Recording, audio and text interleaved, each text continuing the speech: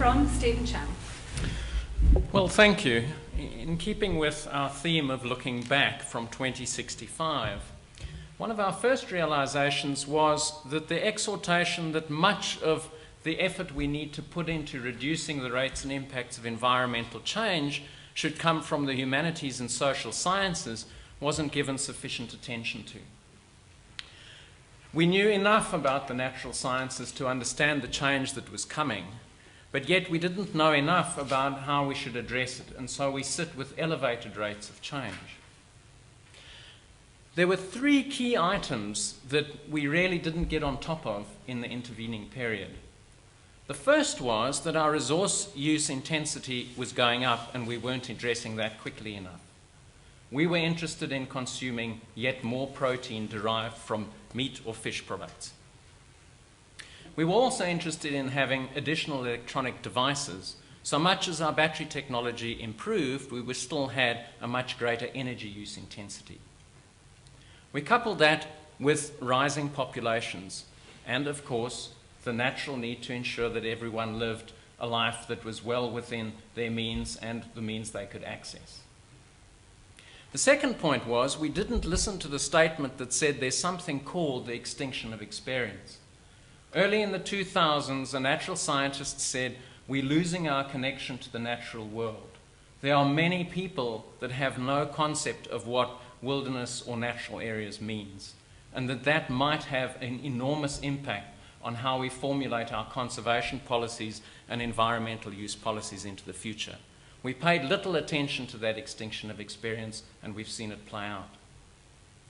In addition, we had a fisheries biologist turn around and say to us, we also have something called shifting baselines. In other words, what we even conceive of natural for those who are still interested in the natural world has changed incredibly. In other words, what we now think is the beautiful outdoors is a beautiful outdoors dominated by species that come from just about everywhere. So in consequence, we now face an environment in Antarctica that is extremely different. To begin with, we do have huge numbers of people visiting. We have very much increased rates of scientific endeavor because it's one of the few areas left where you can actually pretend, at least, that you're still researching the natural environment. We have people visiting the continent in ever-increasing numbers because it's still the only environment that remains fairly natural over many parts of it. There's ice left in many places, there's adventure tourism, there's fly-ins to experience what it's like to have snow. We have, as a consequence, movement between areas in Antarctica. We have regular transfer across a continent that everyone has forgotten is the size of the continental USA. So much as we now have very increased technologies in the genomics area where we can remotely sense DNA sequences and the functioning of various genes, we're not sure anymore which organisms belonged in which places and whether in fact this is a reflection of adaptation or human movement of organisms across the continent. In some places, such as the peninsula, we have novel ecosystems. So we have golf course grasses growing very well, Poa annua established and widely spread, now being used for a small tourism operation that offers golf in Antarctica. We have rodents as a major problem in the stations because winter temperatures have been increasing so fast in the peninsula area that in fact it's no longer very difficult for these animals to survive. Biosecurity is not a question any longer for us because we've forgotten really what it is to have a world that's in a semi-natural state that we're trying to keep that way. And after all, we haven't yet got to agriculture or large-scale growth of any resources on land.